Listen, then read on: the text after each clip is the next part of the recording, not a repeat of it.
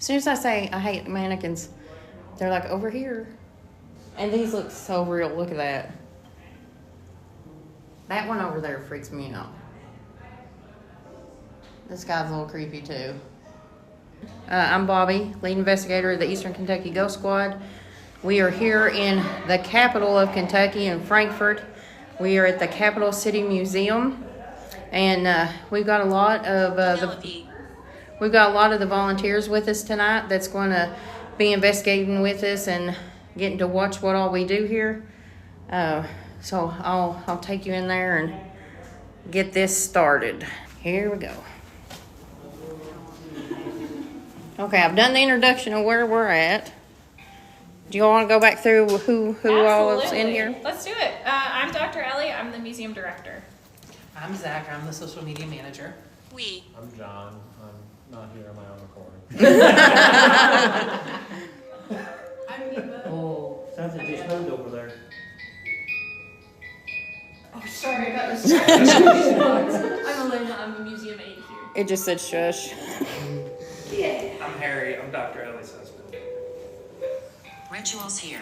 Nope. No, absolutely not. Everybody's like, Yeah, no way. So we're here at the museum today, the Capital City Museum, located in downtown Frankfort, Kentucky. And just so everyone knows, the museum is free and open to the public. Fair enough. And we're here every Monday through Saturday from 10 a.m. to 4 p.m. So we hope you come by, especially after you hear some of these really cool stories you're going to hear tonight. Really quickly about the museum. So we're about 8,000 square feet. We tell the stories of Frankfort and Franklin County. So our goal here is to help share why Frankfort and Franklin County is such an important piece of this story of Kentucky at large. And it's really amazing to get to showcase these artifacts that we have, as well as the various stories that we have.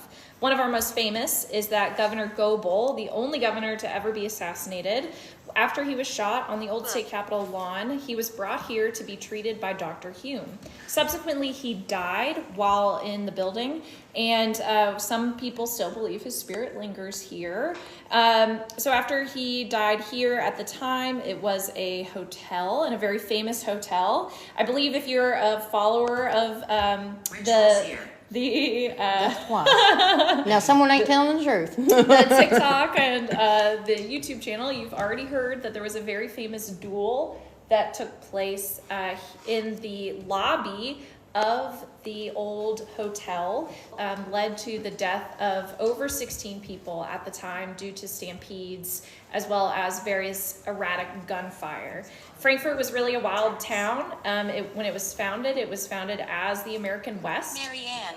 So it's really interesting to see some of the ways that it's developed over time, and our longstanding connection to federal and national policies as the state capital is a really critical part of our story. So as you're here tonight and as you're seeing some of the stuff you're going to be seeing, I hope that it encourages you to come down. We are part of the Kentucky After Dark campaign. It just said join us. We can start wherever you want. We've got artifacts related to the foundation of the bourbon industry in the state of Kentucky. We have artifacts relating to fishing reels, which were handmade in Frankfort through the turn of the century. And critically to you all, I believe, is that a fishing reel maker here in Frankfort is actually the person who manufactured the trigger that dropped the atomic bomb on Hiroshima and Nagasaki. Yes. Wow. So those artifacts we have in there, not the original trigger, but the reels that were made by the same person, as well as the foot-powered lathe that was used to manufacture those reels forever. We have the original room that was Dr. Hume's doctor's office, which later became another doctor's office and ultimately became a dentist's office. And then we've got, really importantly, I think for you all, we have artifacts related to the Lost Cemetery in Frankfort. During the construction of the Transportation Cabinet building, they found hundreds of unmarked graves and bodies that they weren't anticipating finding. And they eventually reinterred them at Fort Hill, which is one of the sites that we managed. But the exhibit we have here showcases the artifacts that help us understand the stories of the people who were found at that cemetery site. I will not be the one to share the story, other folks will, but we've had some people here report sightings primarily on the second floor as well as on the basement of this building. So we've got a few other folks who will talk about it. What I will say is I've been here alone at night, very, very late at night, later than we are now. And I've heard coins drop overhead in a room that was unoccupied. I've smelled cigarette smoke when there's no one else around and when there's no like feasible way that there's anyone smoking nearby. I've also definitely seen and felt shadow figures around. And one of the things I will say is that I've never felt endangered here. I've always felt very safe here. So I believe that a mix of the historicity of this building and the artifacts that we have, it makes a very interesting combination for you all to experience tonight. So this is the first room that visitors walk into when they come into the museum. Generally speaking, we have artifacts in here that are kind of just focused on the very early years of Frankfurt. We have artifacts that are related to being the capital of Kentucky. We have stuff from the industry. We have things from different landmarks that used to be and still are a big part of downtown. And we have one of my favorite parts is our portrait wall of famous and ordinary Frankfurt citizens, people from all walks of life who've all contributed to... Is that where our captive is? We're talking about? Sure. I'm not sure entirely what else to say. I'm just really excited. Yeah, totally. Shall we continue on down the path? Okay. Bring K2s with you and let's see what the hot spots are. Absolutely. So we'll start in one of our show-stopping rooms. So this is the room that depicts the scene immediately after the attempted assassination. So yeah, he definitely died as the result of his wounds. But this room is not actually Dr. Hume's office. It's the room 2 down, so we'll see it in a moment. Is any of the... Yes. So some of the artifacts in this room, particularly the scale, as well as the cup, the medicine bottles, and the doctor's bag, and then some of the bottles in there and some of the books in here, they all belong to Dr. Hume. But immediately behind you, Ray, is a cane that has a bullet casing tip from the assassination. So one of the jurors of the first trial, there were multiple people convicted, he took from the trial a bullet casing and turned it into the cane. So that is like one of the bullets that would have been used to shoot Goebel, theoretically. Is this the shot that got him? Correct. Yeah, so this is one. So he had... I think this is the one that actually ended up being the one that killed him, because this is the one that grazed, or this is the one that led to an infection that ultimately was his demise. So at the time, in 1899, there was an election, and in December is when they do the inauguration for the governor who's coming in. And the popular vote of the election had the Republican winning the race. However, the Democratic Party disagreed with the counting of the popular vote. So they said, like, we don't agree with this, we have to do a recount. And they received enough votes to do a recount. They did it. The Democratic governor candidate, which was Goebel, ended up winning the recount. However, the Republicans disagreed with the election results that came out of the recount. So at the time, the Republican governor was already inaugurated, and Goebel was actually walking into the old state capitol to be present for the vote that would ultimately determine whether or not the Republican or the Democratic candidate would win. That is when he was shot. So some people think that it was the someone from the opposite political party who was trying to assassinate him. Some people think it was the result of a failed duel from several years prior. Some people think that it was the result of a newspaper smear campaign. However, what we do know, and really, really fascinatingly, is that after he was shot, that is when they recounted the senator votes, and Goebel actually won based on that count and not the popular count. He was inaugurated, ultimately some think after he had died, just as a way to like try and keep a Democratic governor at the time. No, I didn't. There you go. There you go. But the Republicans were so upset that that happened that they actually decanted to Louisville and started a separate government. The only way that this issue was resolved was Goebel's death, which brought the parties back together over the mourning of the governor. So this room, a lot less exciting than the Global room, but No, this not is this our room. this is our bourbon room. So we do have a lot of original bourbon artifacts in this room, especially ones that relate to the demise of the bourbon industry pre-prohibition as well as post-prohibition. So we talk a lot in here about the sale of E.H. Taylor's first distillery to George Stagg, which is now Buffalo Trace. And we talk about the Pappygate scandal that was a huge deal in town. It was a bunch of Pappy Van Winkle bourbon and Wild Turkey bourbon from other distilleries was stolen out of the barrel. So it was a huge scandal, and there was a documentary about it, yada yada. Anyway, a lot of interesting stuff in this room. Well, we're not going anywhere. Don't rush off. Okay, fair enough. We will be here. We will be here. Over there about the tools is this one out crazy. Really? Yeah. So those are all original distillery tools that we have on loan from Buffalo I mean, Trace. this one all the way up Where was that? at the tools. Oh. That I done with the TV and everything. So you did come there. check? Yes. Okay. You always gotta make sure it ain't something Well, else. that's what I did. Very scared me. Did we lose Anna? Do you want to go home, Anna? Okay, she's in. She's gone. She's in. Part of the team. I'm trying to figure out what she's doing. Joe, she's eating a I millie. have an app on my phone and it just said haunt. Oh, did it? Yeah. Well, I thought I heard haunt while running that, but I haven't gotten it.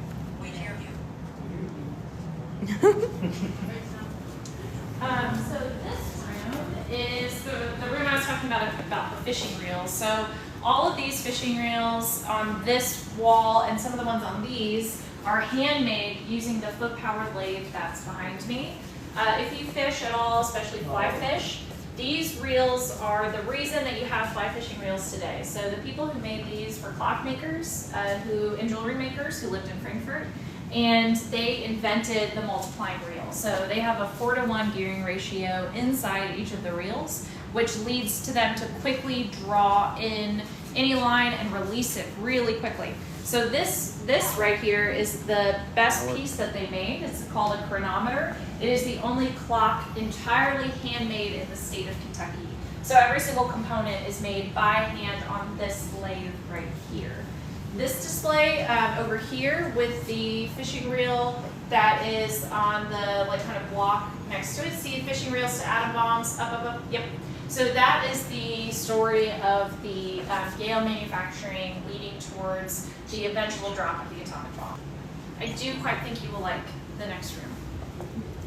Can I crank Oh, this? absolutely. It might be a little loose, so we have to tighten it on occasion. Kids Anytime will come there's a upstairs. crank, I want to crank it. I'm going to turn it over to Elena to do the next room if you feel comfortable. I think they'll be most excited about it. Okay. And you can let them in the actual room too if you want. Okay. Yeah. All right, so across the way here, this is our room.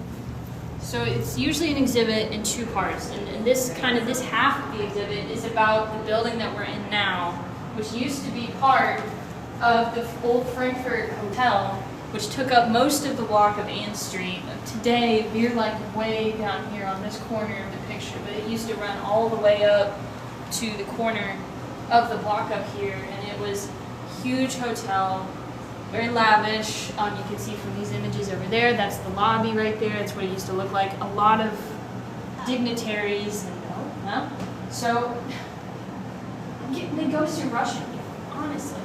But so this was a lot of people who came through Kentucky, famous, rich, influential people who traveled through Kentucky would stay at this hotel. It was also the site of brawls, duels, disagreements during the 1800s, since it was such a gathering place for the community. This is John Haley. He built the hotel. This is his wife, Hannah. Mr. Haley was also, as you can see here, he helped or had a hand in or helped to build a lot of the buildings that are kind of landmarks today in Frankfurt. And just in central Kentucky, he helped build Farmers Bank, this hotel. He helped build some of the first schools in Frankfurt. So we keep his portrait here kind of to and appreciate. The Capitol Hotel was also home to a lot of local businesses, hosteleries, attorneys, billiard pool parlors, or what we have displayed here. But it was also the home to barbers, dentists, doctors, people. These offices, these rooms right here were offices. You can see there's a door right here that we currently have blocked off that would have led straight from the street into here. So people wouldn't have to travel through the whole hotel to go get a checkup. Now, the hotel did burn down on April 5th, 1917, and the night was a huge fire. You can see this is the ruins after they finally got the fire put out. I mean, And this is the part where the museum's at, right? Right no, through here? so or- this is the view that's right over here in that picture. This is taken almost from the same angle. So this is the very front of the museum. We're again back here in this Back in the corner. back, okay. This is kind of facing Main Street up this way. Oh, okay. But it was No. no thank you. But yeah, this is a picture of the fire while it was happening. However, we also use this room usually is the display for the exhibit you just toured relating to Governor Gobel's assassination, and usually we have that set up in this room here. Now currently, since this room was part of the Capitol Hotel, it is almost 200 years old, so it's showing a little bit of wear and tear. So currently we aren't housing the exhibit in there, but this is the room and the place where Governor Gobel passed away. And we will be allowed in there? Yes. Oh, okay. Yes. So, if you'd like to follow me. Oh, I forgot to mention this. These right here are all artifacts that were used in the hotel or were sold as like tourist kind of markers for people who stayed in the hotel. Yeah, as in we frequently have people very interested, especially in the silver collection. Wow. What did it She say? was Someone might have been. There was a lot of the stuff that I heard about Frankfurt was wild. Yeah, it was. That very was much, just part of the things I heard. It's one of the things is especially when you look at the very early history, you get a lot of deep, complex political, a lot of economic development, a lot of different communities mixing, and very much a sense of like a frontier town, especially in like the late 1700s, early 1800s. So. Well, you could probably say it was the Wild Wild West, right? Well, it said it wasn't actually, but it could be compared to It it. felt like it. Yeah. Yeah. But right here, I will open this door. Now this is usually where we have those mannequins that y'all saw. This is usually where we have them set up in here. And this people is can the room walk he in. actually Yes, passed this away. is the room that I mean, maybe he's been waiting. But this is the room that Yeah. he passed away in. Spider senses is already. And it's the first and only governor in the U.S. to ever be assassinated. Yeah, I'm sure Dr. Ellie gave you a much more thorough rundown. I Googled probably it. Can. Well, there you go. That works too. But he was inaugurated after he was shot. So it was set up. So usually, for context, we have the bed with the mannequin laying down. It's usually set up right in here, kind of central, and the other figures are arrayed back in here. I don't know if that will help as you guys are. Go further. Well, if I'm being technical, then yeah, they're over here. But, right, kind of in an L shape in this. How was your day?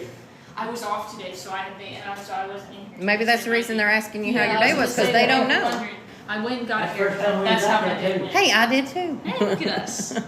So the next room is one of my favorites, and then we'll get into the room about the Forgotten Cemetery that Dr. Ellie told you about earlier, but of course we can come back here later if that is, if I should want to. But, so. Good, it says. Hello. Where's the camera going? All All right, Elena, keep going. You're doing great. Harry's guest starring for this. This is one of our newest exhibits. We've just opened it.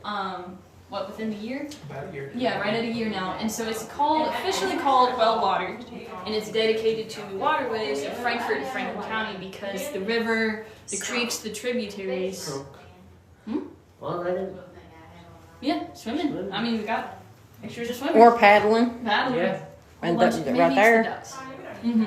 But we've got, the rivers have played such a huge socioeconomic role in Frankfurt, from fishing to parks and rec to flooding. We have, actually right here, markers for the heights that the Kentucky River reached during different floods. And one of the big parts of our collection is keeping records of how these floods impacted Frankfurt, especially Whoa. 1937 and 1978. caused a lot of damage. You can see here in some of these pictures, people were I remember rowboating it through downtown.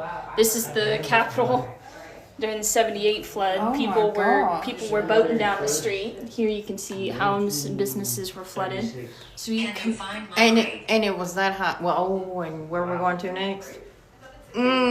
That's relevant. they're jumping the gun again. Then there's also Bucky, who's a Yeah, this very is one of our unofficial museum mascots. This is Bucky.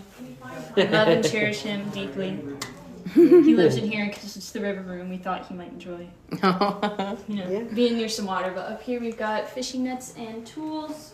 We have a bell for used to run with some of the boats. We had flatboats, steamboats all on the river. This is over here is commemorating a lot of the river commerce. Up there, An Liberty Bell. please, our son. Don't touch it. Up here is actually one of my favorite artifacts in the whole exhibit. It's a navigational light, kind of like a Fresnel, like a lighthouse lens that used to be attached to one of the bridges crossing the river here in Frankfurt, and it's just one of my favorites because it's just this beautiful dot of color Oh, that's in awesome. this room. But we have right here. It is. It draws your attention up Yeah. there. But right here we have houseboats. There used to be a lot more houseboats on the Kentucky River than there are now, and so even here we had someone donated the guest book of their houseboat. I'm sorry. It's so. Some people. But see, we used to the Frankfurt Boat Club, the regatta, we had steamboats, all kinds of stuff that was. And so this is another one of my favorite artifacts because it's so personal. What is it? I just got flipped in the ear. I'm gonna flip you in the ear. I'm serious. I just got flipped in the ear. It's one of my favorite, like I said, one of my favorite artifacts in the museum because it's so personal.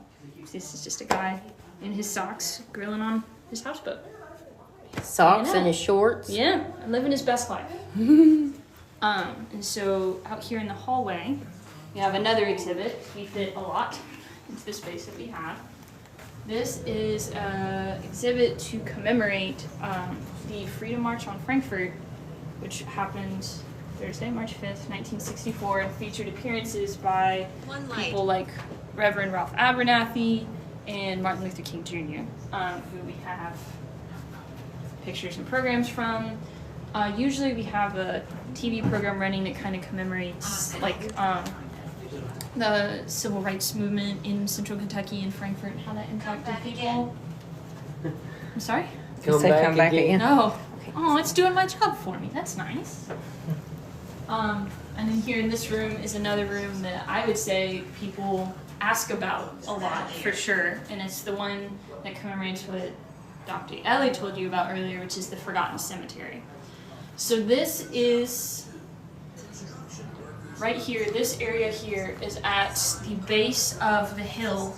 It's called Fort Hill, that is directly this way from where we're standing in Frankfurt. So if you're looking, again, right at it, right here, it would have been. This is one of the only images we have of the area where it would have been, like our artistic depiction. But what happened was, it was a cemetery was probably opened sometime right around 1800. And it was a working class cemetery, which meant that it hosted lower income, predominantly but not only African American people were buried there for about 30 or 40 years, starting in about 1800.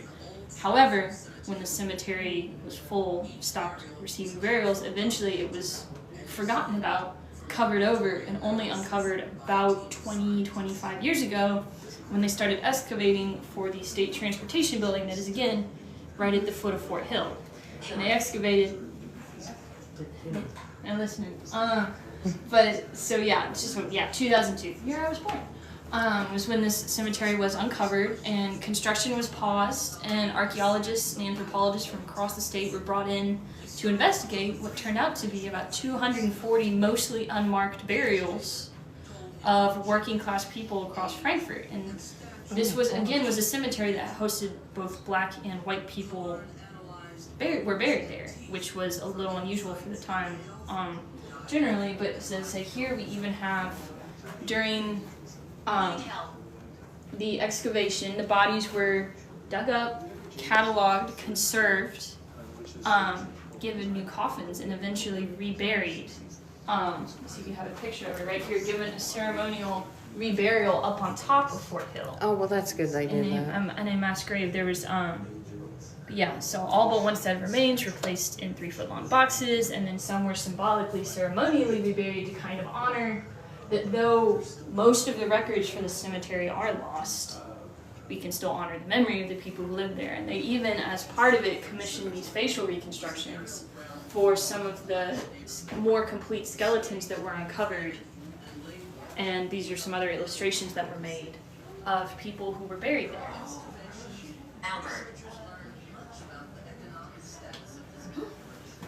But and see, and in these cases here, we have buttons, nails, coins, clothing, pieces of stones, things that were found in the cemetery as part of the excavation. Borrow glasses. So, yeah, people love to ask about this room. Actually, the place where the mass grave, the reburial is up in one of the state parks. It's Leslie Morris Park on Fort Hill, which is open to the public, and there's a sign up there commemorating, once again, the reburial and the lives of the people who live there. We lived close. You did. Because the other thing is, a lot of downtown, especially the railroad tracks that run just, I guess, just north of the museum right here, pushing into downtown where a lot of the government buildings are now. That used to be a place called Crawfish Bottom. Thank you. But that used to be a place called Crawfish Bottom, which was, especially in the 1900s on, kind of into the Jim Crow era, it was a lot of historically black communities were there, especially relating to Kentucky State, which is nearby, and is a historically black college and university. And so a lot of the, I don't know, I just felt like I should say something about it because it was a community that, as urban restoration happened in the 60s and 70s, a lot of people in that community were uprooted and their lives were lived elsewhere. And so I always tend to think about them in this room because it's communities that, It really touches you, yeah, don't it it? makes you think. Yeah. But so this is everything on the first floor. If you wanted to do anything in depth, any of the rooms down here, we could do that, or we could head upstairs. Or what? If you wanted to do anything in depth in any of the rooms, we also haven't seen the basement. So we could do the basement, or we could head upstairs. Let's head upstairs first. Upstairs. We'll go upstairs. Now, it takes me a minute because I have I- asthma and stuff, so. I have fat legs. I'm It's right time to be careful. Hey Zach, the radio just said it's time to be careful when we go upstairs. Well, good luck with that. Yeah. Yeah, which one of y'all had experience upstairs? Most All of us. Most of us. Bear with me, people. So they have all wandered away, but these are the folks who have had experiences up here. So they are the start. ones who need to be involved Yeah. here, not me. I'll start. So out here, there's a woman that lives up here because I come early in the morning sometimes when I was coming in the morning, and I would hear like some woman like in high heels walking up and down the halls, this hall and then the hall around the corner. I come at night after the museum is closed on Mondays to host a meeting. I also hear the same thing. And then sometimes, no, it's a woman. And she also has a high-pitched voice. She screams and howls, and she has tripped and pushed me almost down the stairs. Really? Wow. And I've had, So she's a little mean. She's mean. so this is where we differ because we were talking about this the other day, and I've also had experiences with the lady up here, but they've not been like mean experiences. Well, it's a possibility they might have. Yeah. A thing towards men. That was my other thing. I think she doesn't like men, because most of the people here are women. I was the first male for a while, except for Russ And Roger. and Roger. Yeah. But Roger doesn't come upstairs. And Russ pretty much stays in In the office. office. He doesn't really wander And the way. usually Russ there's does. not many ghosts or spirits that we felt in the offices. Yeah, it's They're usually usually out here. Yeah, well, in the office, and we'll be in the office, we'll hear something in the hallway or in another room, and we'll be like, okay, that's weird. But for the lady, my very first summer here, I was closing up the museum by myself one day. I was the only person in the building, so I checked our cameras, and came around this corner here at the bottom of the stairs to turn off the lights, and it was like right here, like at the corner of the banister, I saw like the flash of a skirt, Nobody talks like to someone us. taking a step, and I was like, oh no, I've missed someone. Like someone's still in here, and I've locked them in the museum. So I ran up here and checked all the rooms and checked the elevator, and there was no one. And I checked the I can't cams. find my way. That's sad. Yeah, but it's, yeah. So maybe that's why she almost fell on the stairs. But and then And then I will say, personally, like I've never seen like a skirt. I've never like been tripped on the stairs, but I will like every time I go down these stairs, it always feels like there's someone waiting at the bottom for me. Like it feels like there is a presence down there, just waiting. And that's your exit, so it makes it a little more scary. yep, unless you're in the elevator. Yeah. Worse. Those are your only It's options. very Very slow. Nothing to do with ghosts. That's just a scary elevator. Yeah. But, so yeah, the stairs are definitely a point of transition. Let's play a game. Not near the stairs. No, there is the parks and Yeah, recreation. this is something we have actually Great right transition. here. Yeah, yeah, Which we truly. currently have staged as a kids room. So we've got, but yeah, this is a room with exhibits that commemorate the foundation and early years Watch out of here. the different parks and trails. There's a map right there on the wall of parks and trails in Frankfurt, and specifically in Frankfurt City, in Franklin County. So, but we also currently have this staged as kind of a kids room. We've got our drawing pad that is currently out of paper. It usually looks much nicer than that. Books and a foosball table. So we have a lot of kids trickling in and out of here. Yeah, wow. You had strangling earlier, didn't you? Yeah. Ugh. You wanna play some foosball? Well, it said let's play game. Oh yeah, and then we come in here. Yeah, there you go. Yeah, we I had to fix this the other day because we have summer camps. We do like a series of like history-focused day camps for kids. We were in here the other day, and I actually had to fix this because I came in and found it was broken. Oh. So maybe game, but maybe not this game. Maybe in the kitchen. Yeah, it was awesome. So the hallway that we're Oh man, they're partying all Awesome. after that. so the hallway that we're currently walking down through here is our military hallway. So we have cases commemorating kind of Frankfurt's role and contributions to different wars that the U.S. has been involved in. We have Civil War, Korean War, World War II, Revolutionary War. So right through here, these cases on the wall are military focused. And here is another one of my favorite exhibits. It's called Diners, Drive-In, and Dives. And it's for different restaurants that are here, that have family-run local restaurants that have been here in Frankfurt that have since closed for the most part. This room feels homey. Yeah. Oh, so well, it's also the staff kitchen. Oh well, yeah. I was thinking. Yeah, I yeah. feel like I could just sit down and have a meal and just Yeah. feel comfortable Yeah, in so here. this is the staff kitchen. It's like functioning microwave, functioning fridge. Oh, and it's all old Yeah, style. so it's actually a lot of times we'll get visitors in here who think that this is part of the exhibit. Like they'll open it up in here and just start looking through stuff, and then they'll realize that it's our lunches and then close it up.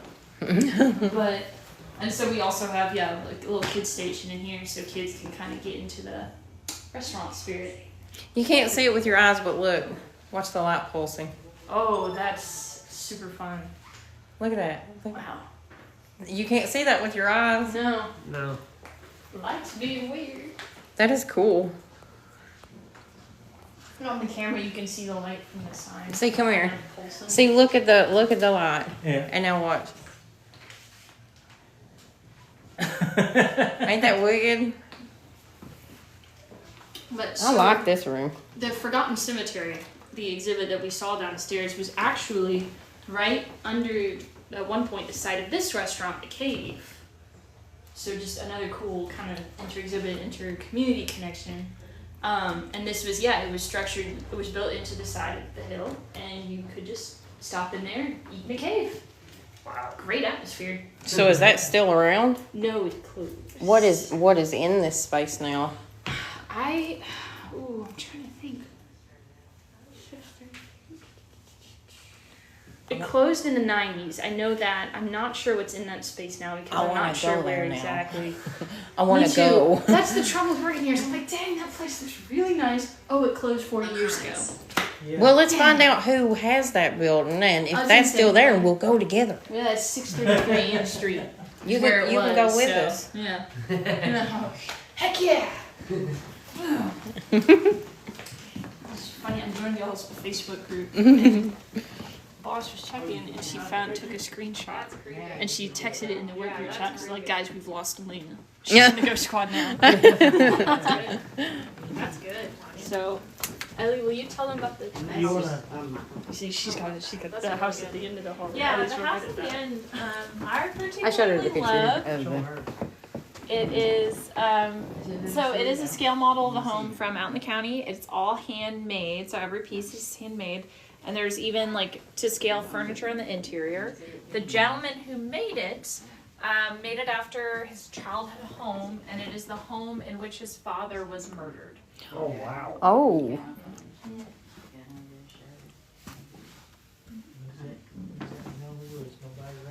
So these are our offices. This is my office, and this is the other staff offices.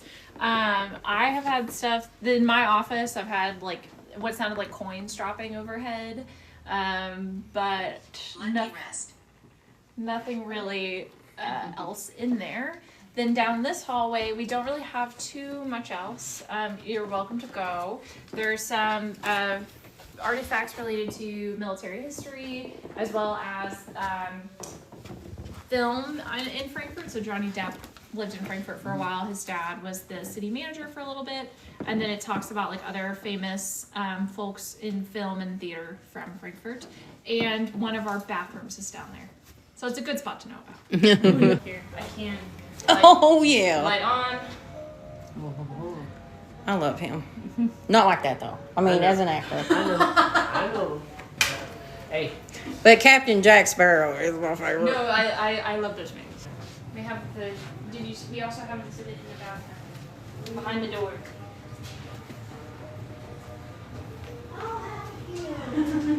Oh, I love that movie. This is one gun I like to have. Colt 45. Well, that right there belonged to the guy in the poster, Bob Custer, and that's one of his movies showing on the wall. Because he was from here in Frankfurt. That was This his guy. actual. Yeah, he used this in this movie. There's this guy. And y'all said there wasn't much back here. What? I mean, we have. I think I set up back These there are so long. these are one of my other favorite ones because these are just posters that have survived from the segregation era of different singers and entertainment troupes who came into Frankfurt to entertain. Say Christine. We have Clara. We have a Clara here, but no Christine. And I got Melissa earlier. Oh. That name doesn't immediately ring a bell. Right here. Right here? Well, she's still Yeah. working. Well, in, they might have been talking about her. Oh, what's on the door? Did you see behind the door in the bathroom? No. Fish for the Yeah, we have an exhibit in the bathroom Oh. behind the door. That is so cute.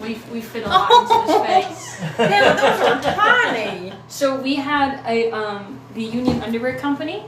Look, this is my hand. This is how small it is. The Okay. Union Underwear Company moved from I think it was Indianapolis to Frankfurt in the 30s and was here for several years making underwear. And that's in And the so bathroom. we have some underwear was made here in Frankfurt, and we thought, you know, That is so cute that you gotta put it in be the bathroom. display.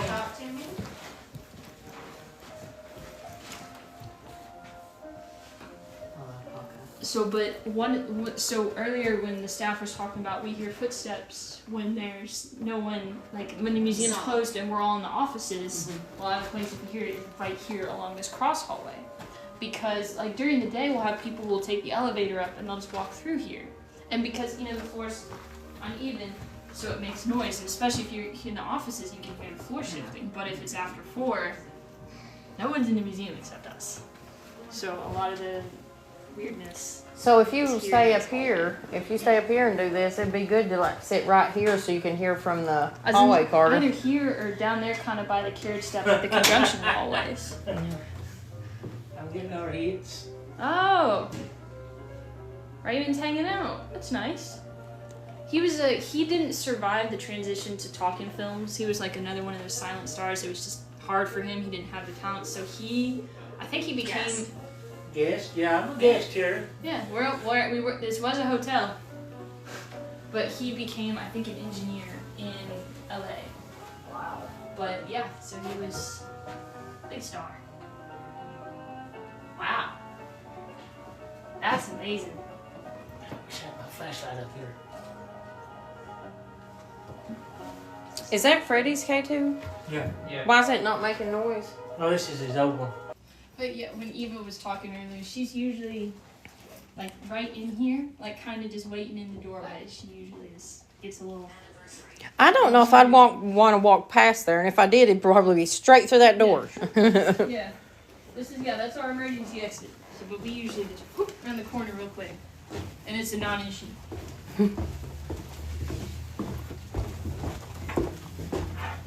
There we go. Elena, you're coming too, right? Yes. Oh. This is I have something I can share down here too. Please do. Okay, so so this is, as you can see, it's like a storage area, kind of a workshop right now. Last summer we have a log cabin as part of another historic. I trust and do that.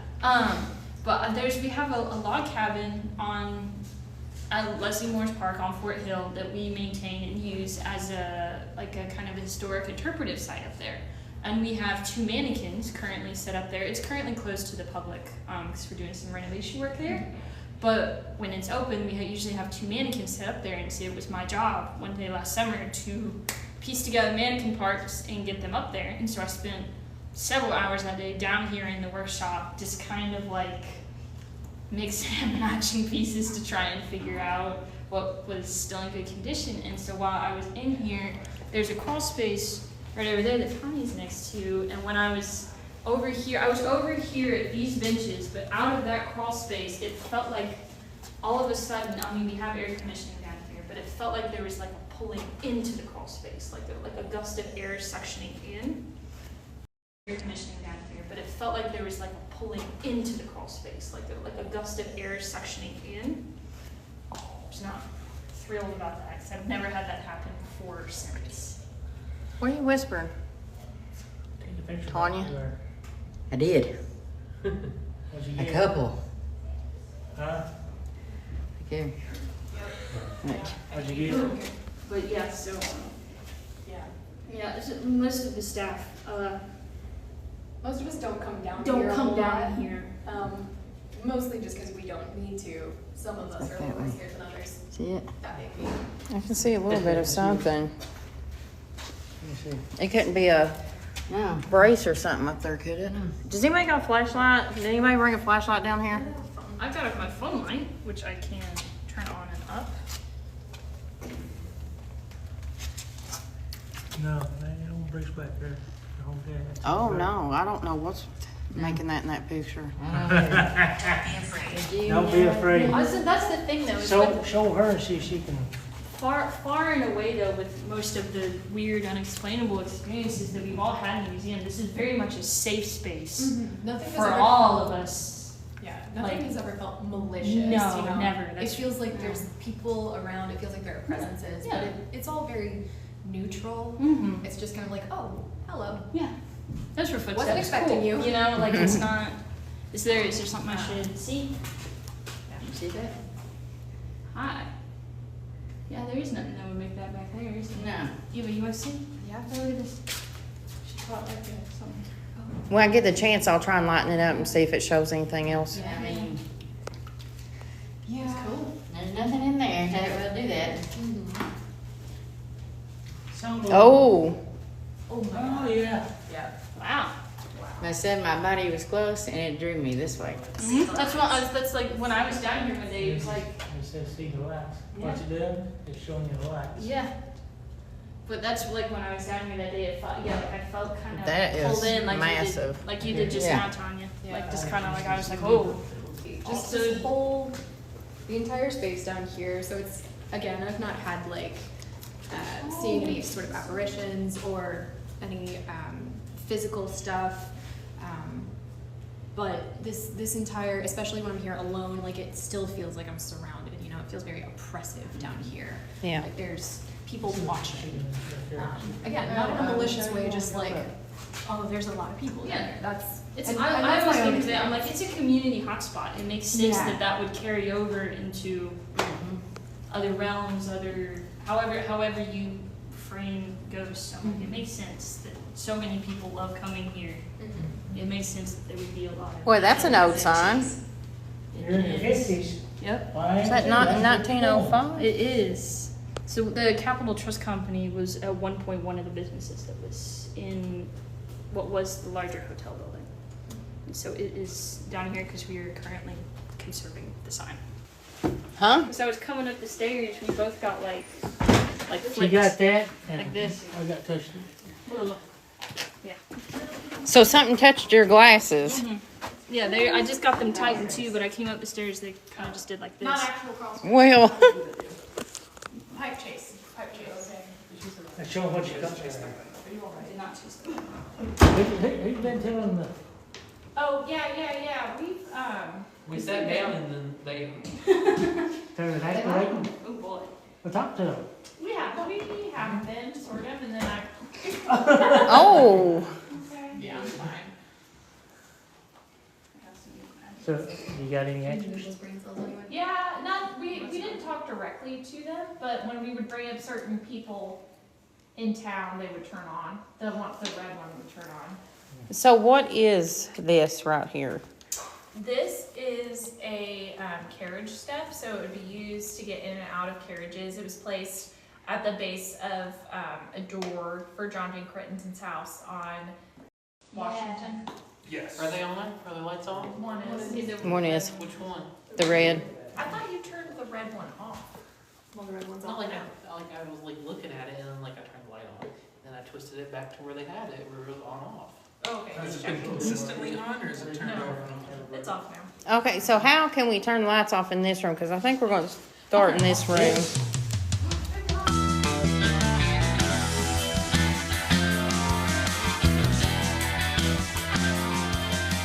And tell them some of your stuff that's coming up too, so that way. was killed. Absolutely. So the museum has a lot of fun stuff coming up. We're actually in October, starting October 1, we're doing a book release for a book called Kentucky Deceased, which is based on our award-winning podcast of the same name. That's all about the spooky, the bizarre, the weird, and unsolved murders throughout Frankfort and Franklin County. So the book highlights some of those, including a famous Frankfort resident who used a Ouija board to solve a murder. So that's pretty cool. So that's really exciting. And then we do a lot of free community events. Witches Night Out, which is a witch-themed bar crawl, starts at the Capital City Museum on October 11th. So then we have that, and then we have a free trick-or-treat event on October 19th at Fort Hill at Leslie Morris Park, which is a Civil War fort. So we got a lot of fun stuff coming up, and we hope you'll come out to all of it, any of it. We try and keep it as free as possible, so we'd love to see you there.